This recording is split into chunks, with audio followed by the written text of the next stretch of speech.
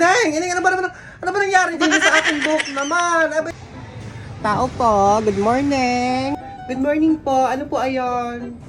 Pasok ko kayo din eh. Pasok ko. Ay, sige.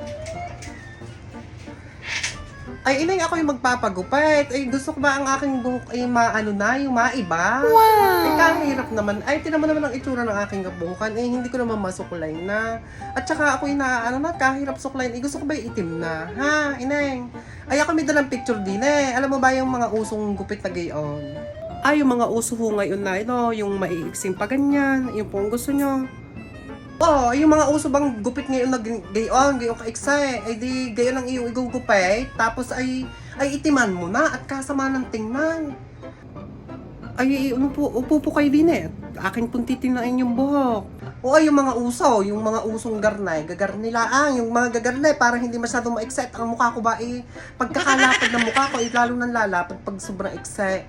Ha, gayon, ha. Naku, mother, ang buhok niya naman po ay kulot. Ang mga ganun po kasing hairstyle ng buhok, ayun po sa totoo lamang po, para po sa mga bagsak ng buhok. Ayun ba mga usong gupit na gagayon? Ayun ba, hindi ba alis sa akin? Ngayon po, I suggest to you na pwede naman po. Ang gawin na lang po natin, mother, kung gusto nyo po, ipariban nyo po muna yung inyong buhok o kaya naman po Brazilian blowout para at least po may volume yung buhok nyo po. At saka hindi po siya magtitikwasan.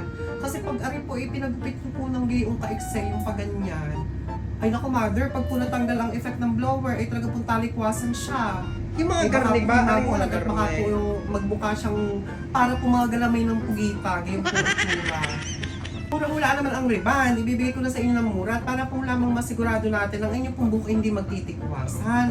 At pag po talaga ginupit ko ng gayon mother, ari pong aking buhok na ari, kulot na kulot po ari. Ay nako, ari po itikwasan talaga. Ngayon po, hindi kung gusto niyo po talaga na itiman na, gayon lang po, ay pwede naman po. Ay magkano ba ang gayon? Bibigay ko lang po sa inyo ng kahit 1.5. Ayun po, mura na po ayun, kasama na po ang kulay doon na itim. Ay nako, Ineng, wala pa akong budget. Wala pa akong budget para sa gayon. Hindi siya, gupitan muna. Oo, yun ang gupitan. Ari na ayun, basta yung gupitan na lang. At saka ang buhok ko lagi ako nagpapagupit ng hindi naman natikwas. At kilala kong aking buhok. Ari, pag nagupit ako, dati nagpapagayon, Ineng. Lagi ako nagpapagayon, oo.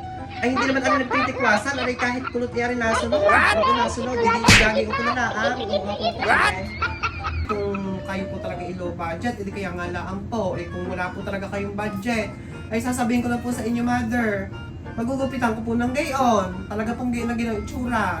Ibablower ko rin po ng maganda para bagsak.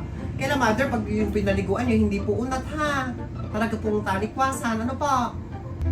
Oo, gupitan mo na ng gayon.